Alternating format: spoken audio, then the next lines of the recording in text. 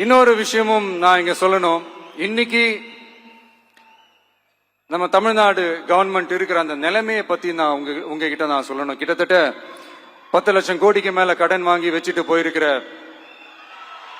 இன்னைக்கு அந்த தமிழ்நாடு அரசு இருக்கிறப்போ, கஜானாவை சுத்தமா தொடச்சி வலிச்சு வச்சுட்டு போயிருக்கிறப்போ, தூக்க முடியாத சுமையை ஏத்தி வச்சுட்டு போயிருக்கிறப்போ,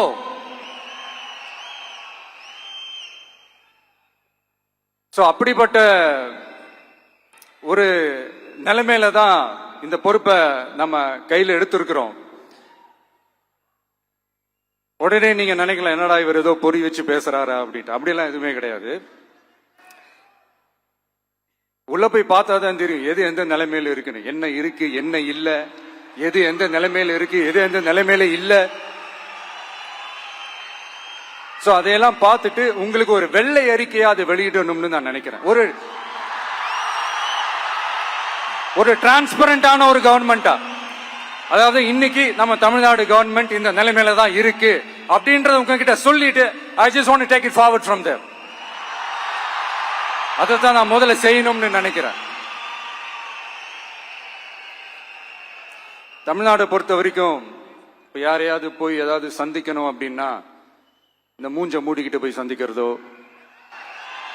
என்ன இந்த மறைமுகமா உங்களுக்கு தெரியாம போய் சந்திக்கிறதோ அப்படியெல்லாம் நான் செய்ய மாட்டேன். எதுவா இருந்தாலும் வெளிப்படையாக ஒளிவு மறைவு இல்லாம தான் நான் செய்வேன். இவ்வளவு பெரிய ஒரு பொறுப்பை என் கையில கொடுத்திருக்கிறீங்க. அதே நேரத்தில் எனக்கு கொஞ்சம் அவகாசமும் நீங்க கொடுக்கணும்னு நான் ரிக்வெஸ்ட் பண்ணி கேட்டுக்கிறேன். நான் சொன்னதையெல்லாம் படிப்படியா நிறைவேற்ற நான் ட்ரை பண்ணுவேன், நிறைவேற்றுவேன். அதே நேரத்தில் எனக்கு கொஞ்சம் அவகாசம் கொடுத்தீங்கன்னா எனக்கு கொஞ்சம் உதவியாகவும் ஒத்துழைப்பாகவும் இருக்கும். இது உங்களுடைய ஆட்சி.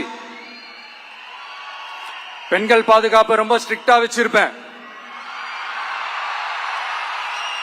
போதைப் பொருள் கலாச்சாரம் அதை கண்ட்ரோல் பண்றதுக்கு என்னென்ன ஸ்டெப்ஸ் எடுக்கணும், என்னென்ன முயற்சிகள் எடுக்கணும், இன்னிலிருந்து அதை நான் எடுப்பேன்.